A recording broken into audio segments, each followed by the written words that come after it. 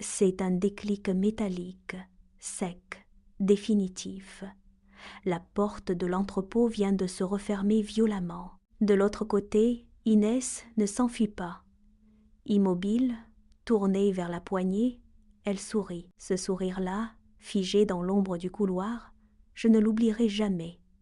Elle appuie sur le verrou. Un bruit sourd résonne contre le métal. Puis, le silence. Un silence lourd, épais, qui s'installe immédiatement. Je me précipite vers la porte, mes mains cherchent la poignée, mais elle ne bouge pas d'un millimètre. Je tire, je secoue, je frappe le métal de toutes mes forces. Rien. À l'intérieur, l'ampoule au plafond oscille, projetant des ombres instables. Nathan s'approche à son tour. Il pose sa main sur la mienne, mais la porte reste scellée. Nous sommes enfermés. Le silence de cet entrepôt me ramène brusquement à des jours plus simples. Il y a encore 3 semaines, ma vie se résumait à des couloirs de lycée et au poids des manuels dans mon sac. Je m'appelle Léa, 10 à 7 ans, en terminale. Mon quotidien était rythmé par le tic-tac de l'horloge en cours de maths. C'est là que tout a commencé. Nathan était assis à 2 rangs de moi, taciturne. Il observait pourtant le monde avec une intensité unique dès qu'il levait les yeux. Un jour, il m'a prêté son stylo. Le métal froid de l'objet a glissé dans ma paume. Ce geste banal a tout fait basculer. Je l'aimais en secret, d'une intensité silencieuse. Ici, dans le noir, cette nostalgie me frappe. Nathan est juste là, mais la porte est verrouillée. Mais Nathan n'était pas seul. Il y avait Inès. Elle ne se contentait pas d'être là. Elle occupait chaque espace. Inès, c'était ce regard toujours plissé, comme si elle cherchait une faille, un défaut, une poussière sur le manteau de quelqu'un. Elle ne parlait pas. Elle observait. Elle marquait son territoire par des gestes précis. Elle posait sa main sur le bras de Nathan, ses doigts se refermant un peu trop fort, ses yeux balayant la foule pour vérifier qui nous regardait. Elle ne cherchait pas l'amour. Elle cherchait la domination. Depuis quelques semaines, l'air entre nous était devenu irrespirable. Dans les couloirs, elle croisait ma trajectoire sans jamais dévier. Elle s'arrêtait juste assez près pour que j'entende sa respiration, puis elle souriait, un mouvement sec des lèvres qui ne touchait jamais ses yeux. Elle a commencé à isoler Nathan, à répondre à sa place, à couper court à nos rares échanges en classe. C'était une guerre de tranchées silencieuses, faite de regards en coin et de silences calculés, jusqu'à ce vendredi où tout a basculé. C'est un vendredi après-midi, le ciel est gris, les couloirs du lycée se vident. Mon téléphone vibre contre ma cuisse. Un message du président du club de théâtre s'affiche sur l'écran. Léa, tu peux passer à l'entrepôt du gymnase récupérer les cartons pour la fête ? Le code est 2714. Nathan y sera aussi. Mes doigts se figent sur le clavier. Nathan. La prudence éteint instantanément. Je ne réfléchis pas aux conséquences. Je tape. J'arrive et j'appuie sur envoyer. Je range mon téléphone, je saisis mon sac et je me dirige vers la sortie. Mes pas s'accélèrent sur le béton de la cour. Chaque foulée me rapproche de ce rendez-vous imprévu. Je sens une chaleur monter dans ma poitrine, une impatience qui me pousse à marcher plus vite. Je ne vois plus que la porte de l'entrepôt, le code 2714 et l'idée que Nathan sera là, loin du regard d'Inès. C'est une opportunité, une faille dans le système, et je fonce tête baissée, sans me douter que je marche droit dans un piège. Le gymnase est immense, plongé dans une pénombre bleutée. Le silence y est total, seulement troublé par le crissement de mes semelles sur le sol en bois. Je pousse la porte latérale. Nathan est là. Il se tient près du mur, immobile, les mains enfoncées dans ses poches. Il regarde le sol, puis il relève la tête. Nos regards se croisent. Mon souffle se bloque dans ma gorge. Le battement de mon cœur devient si fort qu'il résonne dans mes tempes, couvrant le bruit lointain des voitures dehors. Il ne dit rien, mais il change de posture. Il se redresse, retire ses mains de ses poches et fait un pas vers moi. L'air semble se densifier entre nous. Il y a cette seconde où le monde extérieur disparaît. Il n'y a plus de lycée, plus de cours, plus d'Inès. Juste la distance qui nous sépare, que je mesure à chaque respiration. Il esquisse un sourire, un mouvement lent, presque imperceptible. Je m'approche. Mes pas sont hésitants, rythmés par l'urgence de ce moment suspendu. Il attend, le regard fixé sur moi. Il rompt le silence en désignant la porte métallique devant nous. Je m'approche du clavier numérique fixé au mur. Mes doigts tremblent légèrement au moment de taper les chiffres. 2, 7, 1, 4. Le bip électronique résonne. Le verrou rétracte son peigne avec un claquement sourd. Je pousse le battant. La porte grince sur ses gonds rouillés. Une bouffée d'air vicié, chargée de poussière et de vieux papiers, nous frappe le visage. À l'intérieur, l'obscurité est presque totale. Nathan passe devant moi. Il tire sur une cordelette pendante. Au-dessus de nos têtes, une ampoule nue s'allume. Elle oscille lentement, projetant des éclats de lumière crue qui dansent sur les étagères métalliques encombrées. La poussière en suspension scintille dans le faisceau lumineux, créant un voile granuleux entre nous. Nathan s'arrête au centre de la pièce. Je franchis le seuil. Le métal de la porte frôle mon épaule. Le monde extérieur n'existe plus. Il ne reste que ce volume clos. Nous commençons à fouiller les étagères. Le carton glisse sur le métal. Un bruit sec qui ponctue nos recherches. Nathan déplace une pile. Ses mouvements sont précis, méthodiques. Je soulève un autre paquet. La poussière s'envole dans la lumière crue. Au début, on parle du club, des tâches à accomplir, des formalités. Puis, une question anodine sur le futur change la donne. Nathan s'arrête, un carton à la main, et regarde le vide entre deux rayonnages. Il parle de ses doutes, de cette pression constante. Je pose mon carton, mes mains se figent. Je lui réponds, sans filtre, sur ma propre peur de l'échec. Les barrières tombent. Il n'y a plus de rôle à jouer. Il s'assoit sur une caisse en bois. Je m'appuie contre l'étagère juste en face. Nos voix sont basses, presque des murmures. Il me confie ses rêves les plus fous, ceux qu'il n'ose jamais dire. Nous sommes deux silhouettes dans la pénombre, échangeant des vérités que nous n'avions jamais osé partager. Je raconte une anecdote sur mon professeur de physique, une histoire absurde qui me fait encore sourire, rien que d'y penser. Nathan m'écoute, le regard fixé sur mes lèvres. Quand je termine, il laisse échapper un rire franc, un son chaud qui rebondit contre les parois métalliques. Il se penche vers moi, ses mains quittent ses poches et viennent s'appuyer sur l'étagère, juste à côté de ma main. Ce rire efface tout. Inès, ses regards inquisiteurs, ses messages, cette présence pesante qui nous suivait partout, tout cela s'évapore. Il y a seulement lui, ici, maintenant. Il rit encore, un peu plus fort, et je l'accompagne, libérée de cette retenue qui m'étouffait depuis des mois. Je sens mes joues chauffer. Il me regarde, vraiment, sans chercher de faille, sans calcul. Je vois ses pupilles se dilater sous la lumière vacillante de l'ampoule. Le temps semble se suspendre. Je ne pense plus à demain, ni à la fête, ni à ce qu'on attend de nous. Je me sens légère. Il sourit, un sourire sincère qui transforme son visage. Je réponds à ce sourire. Le silence qui suit notre rire est plein, vibrant. Le rire s'étire encore une seconde dans l'air poussiéreux, puis il s'éteint, laissant place à une respiration calme. Nathan baisse les yeux vers le sol, un sourire en coin toujours visible. Je m'apprête à dire quelque chose, un mot pour prolonger cette bulle, quand un son déchire l'atmosphère. Un claquement sec, brutal. Le métal de la porte d'entrée vient de heurter le chambranle avec une violence inattendue. Le bruit résonne contre les parois en tôle. Un écho métallique qui semble se multiplier dans chaque recoin de l'entrepôt. Je sursaute. Mes mains se crispent sur le rebord de l'étagère. Nathan se redresse d'un coup, le visage soudainement fermé, les sourcils froncés. Il tourne la tête vers la sortie. Le silence qui suit ce choc est différent. Il n'est plus vibrant ou complice, il est devenu lourd, épais, presque palpable. C'est un silence qui pèse sur les épaules, une chape de plomb qui étouffe la lumière vacillante de l'ampoule au plafond.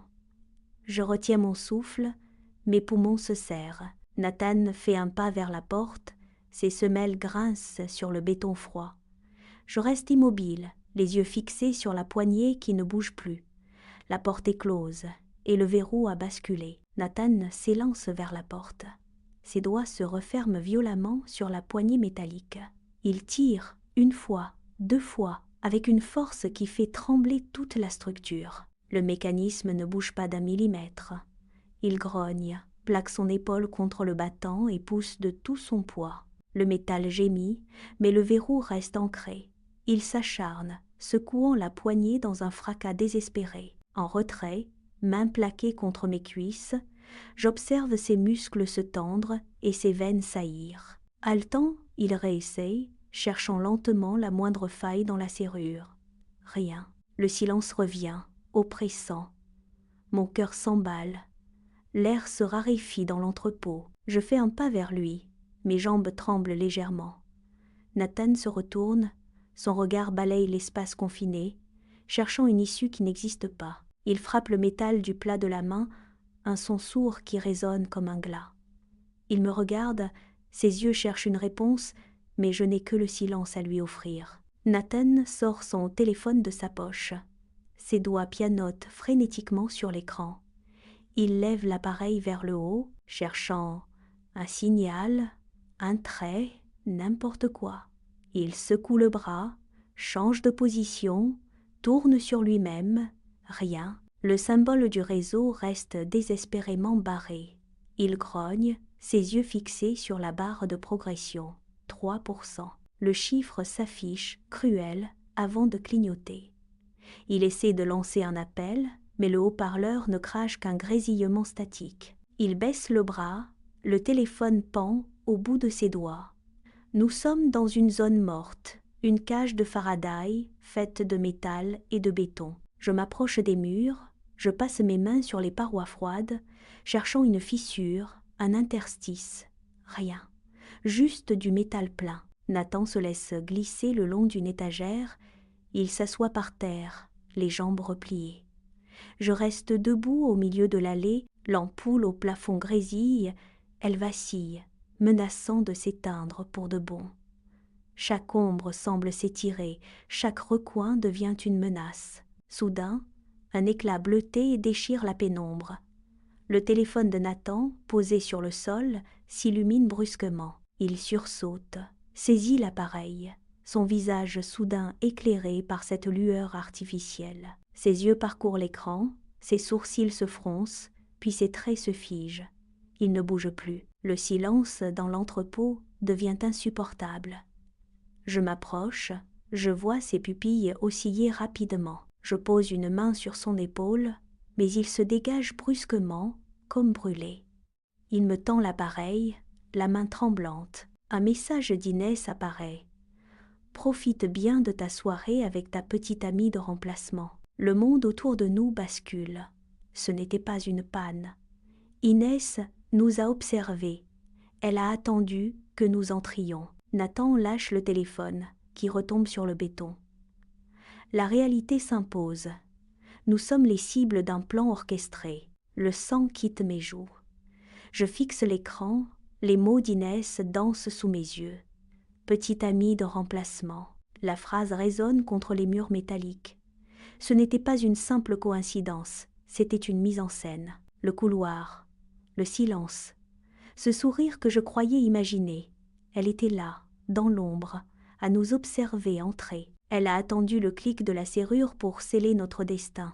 Mon esprit rembobine les dernières heures. Chaque confidence, chaque rire partagé, tout cela a été observé, disséqué, transformé en munitions par Inès. Le rêve d'être seule avec lui s'effondre. Ce n'était pas une parenthèse enchantée, c'était un piège. L'entrepôt devient une cage de verre. Chaque recoin, chaque ombre semble désormais porter le regard inquisiteur d'Inès. La réalité est là, tangible et cruelle. Nous avons été manipulés et le cauchemar ne fait que commencer. Les heures s'étirent. Le temps ne se mesure plus aux minutes, mais à la lente progression de l'ombre sur le sol en béton. L'air devient lourd, saturé de poussière et de cet enfermement qui pèse sur nos poitrines. Nathan s'est affaissé sur un carton, le dos courbé. Il finit par briser cette chape de plomb. Sa voix est basse, presque un murmure, éraillée par la fatigue. « Je suis désolée, Léa. Tout ça, c'est à cause de moi. » Il ne cherche pas d'excuses. Il ne rejette pas la faute sur Inès. Il accepte le poids de la situation. En l'écoutant, je sens la peur panique des premières minutes s'évaporer, laissant place à une tristesse sourde. Je m'assois à ses côtés, sans le toucher. La colère que j'aurais dû ressentir contre lui s'efface devant son air accablé. Il est là, vulnérable, conscient que sa vie privée a été utilisée comme une arme contre nous. Nous restons immobiles, deux silhouettes perdues dans l'immensité sombre de l'entrepôt. La tension a laissé place à une résignation pesante. Soudain, un signal. Le téléphone de Nathan vibre, une notification solitaire dans le silence de mort. Il consulte l'écran, ses doigts tremblent. Le message est parti. Il a réussi à contacter un ami. La tension, jusque-là figée, se transforme en une attente électrique. Nous nous levons, les jambes engourdies, les yeux rivés sur la paroi métallique. Des bruits de pas résonnent dans le couloir, rapides, saccadés. Puis, le mécanisme de la serrure grince, un bruit de métal contre métal, violent. La porte pivote, libérant un flot de lumière crue qui nous frappe en plein visage. Je ferme les yeux, aveuglé par cette clarté soudaine. L'air frais s'engouffre, chassant l'odeur de poussière et d'enfermement. Le responsable du gymnase est là, le visage décomposé par l'inquiétude. Nathan sort le premier. Je le suis, chancelante. Mais alors que mes pieds touchent le sol du couloir, une pensée me fige. Inès. Elle est quelque part, dans l'ombre du lycée. Je regarde Nathan s'éloigner, ses épaules encore voûtées par l'épreuve. Dans ma poche, mon téléphone contient la preuve. Le message d'Inès, l'arme du crime. Dénoncer, c'est convoquer le directeur, les parents, les regards inquisiteurs des autres élèves. C'est transformer cette nuit en une affaire d'État, un spectacle dont je serai l'actrice principale malgré moi. Je m'arrête au milieu du couloir désert. Le silence revient, mais cette fois, il est apaisant. Je décide de ne rien dire. Ce n'est pas de la lâcheté, c'est une stratégie de survie. En effaçant le message, je reprends le contrôle. Ma paix intérieure vaut bien plus que le plaisir éphémère de voir Inès punie. Je choisis simplement d'exister, loin de son ombre, dans la clarté retrouvée de mes propres priorités. Les jours ont repris leur cours habituel, effaçant peu à peu les traces de cette nuit. Je croise Nathan dans les couloirs, mais nous ne nous arrêtons plus. Le lien invisible qui nous unissait dans l'entrepôt s'est distendu, remplacé par une distance polie. Je l'observe de loin, sans chercher à intervenir. 3 semaines se sont écoulées dans ce calme retrouvé. Puis, un matin, la nouvelle circule dans le lycée comme une traînée de poudre. Nathan a rompu avec Inès. Ce n'est pas le fruit d'une dénonciation, ni d'un scandale orchestré. C'est le résultat d'une implosion interne. Nathan a fini par voir, par lui-même, ce que j'avais perçu dans l'obscurité de l'entrepôt. Il a compris la nature de leur relation, la toxicité. Il a pris sa décision seul, sans que je n'aie besoin de prononcer un mot ou de montrer une preuve. La vérité a fait son chemin. En le voyant marcher seul dans la cour, je ne ressens plus cette urgence de le rejoindre. Le dénouement est arrivé, propre et définitif. Inès est désormais une étrangère, et Nathan un chapitre que je referme sans regret. Je me tiens debout, spectatrice sereine de ma propre vie. Je le vois traverser la cour, ce garçon que j'ai idéalisé pendant des mois. Avant, chaque geste de Nathan faisait battre mon cœur. Chaque mot était une promesse. Aujourd'hui, je le regarde et je ne ressens plus rien. Pas de manque, pas de désir, pas d'amertume. Juste une étrange neutralité. J'ai passé trop de temps à construire des scénarios dans ma tête, à imaginer une vie où il serait le centre. Cette nuit, dans l'entrepôt, à briser ce miroir déformant. En restant enfermé dans le noir, j'ai fini par voir clair en moi. Nathan n'était qu'un vide que je tentais de combler avec mes propres fantasmes. Maintenant que ce vide est identifié, je n'ai plus besoin de lui pour exister. Je sens une force nouvelle, une solidité qui vient de l'intérieur. Je ne cherche plus son regard, je ne guette plus son sourire. Je marche dans les couloirs, les yeux fixés sur mon propre chemin. Cette lucidité, c'est ma véritable victoire. Elle est plus précieuse que n'importe quelle romance. Je ne suis plus en attente d'une validation extérieure, je suis devenu l'architecte de mon quotidien. La clarté que j'ai gagnée, c'est celle de savoir enfin ce que je veux, être libre, tout simplement. Cette nuit-là, enfermée dans le froid et l'obscurité, m'a appris bien plus que la méfiance.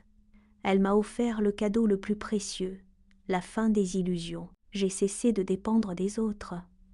La vraie liberté, c'est de s'affranchir enfin du regard d'autrui. Le passé envolé, je regarde devant moi, enfin entière, sans artifice ni attente. Cette force est à portée de main pour qui ose affronter sa vérité. Face à tes chaînes, qu'aurais-tu fait à ma place? Silence protecteur ou vérité éclatante? Dis-moi ce que tu aurais fait en commentaire. J'ai hâte de lire ton histoire.